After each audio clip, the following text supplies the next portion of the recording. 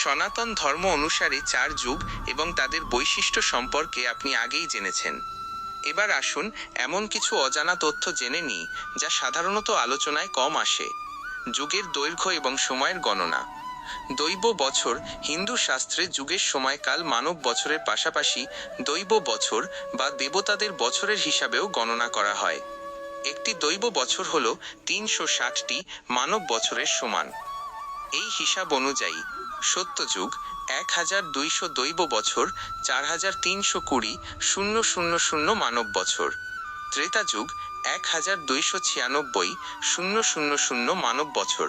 দাপর যুগ 864,000 মানব বছর। কলিযুগ 432,000 মানব বছর।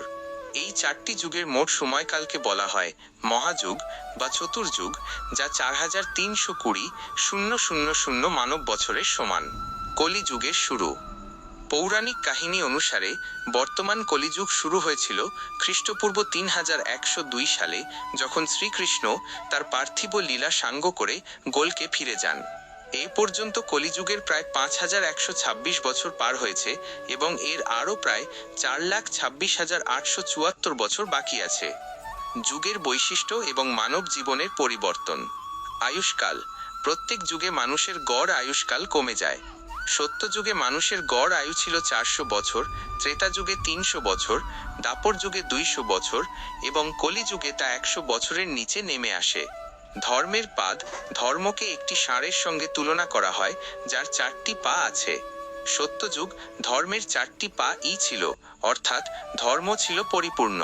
ত্রেতা যুগ ধর্মের একটি পা কমে যায়, অর্থাৎ পুণ্য 3 ভাগ এবং পাপ 1 ভাগ। দাপর যুগ ধর্মের আরও একটি পা কমে যায়, অর্থাৎ পুণ্য ও পাপ সমান সমান। কলিযুগ ধর্মের মাত্র একটি পা অবশিষ্ট থাকে, অর্থাৎ ধর্ম প্রায় অবলুপ্ত এবং পাপের মাত্রা সর্বাধিক। মানুষের প্রকৃতি ও মানসিকতা।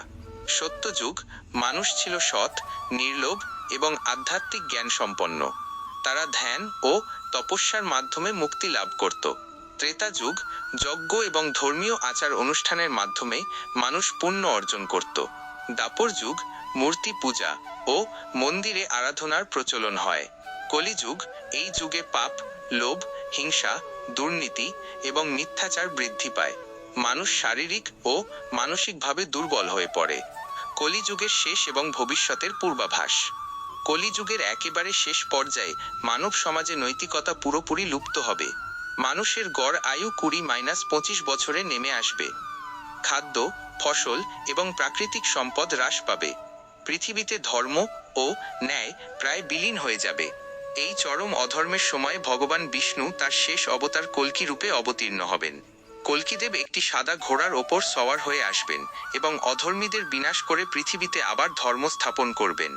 কলিযুগের সমাপ্তির পর আবার নতুন করে সত্যযুগ শুরু হবে এবং এভাবেই যুগের চক্র চলতে থাকবে। এই তথ্যগুলো মূলত বিভিন্ন পুরাণ, বিশেষ করে বিষ্ণু পুরাণ ও ভাগবত পুরাণ এর ওপর ভিত্তি করে দেওয়া হয়েছে। বন্ধুরা, ভিডিওটা কেমন লাগলো কমেন্ট করে জানাবেন আর চ্যানেলটা সাবস্ক্রাইব দেবেন পরবর্তী ভিডিওটা যাতে আপনার কাছে পৌঁছে যায়। রাধে রাধে।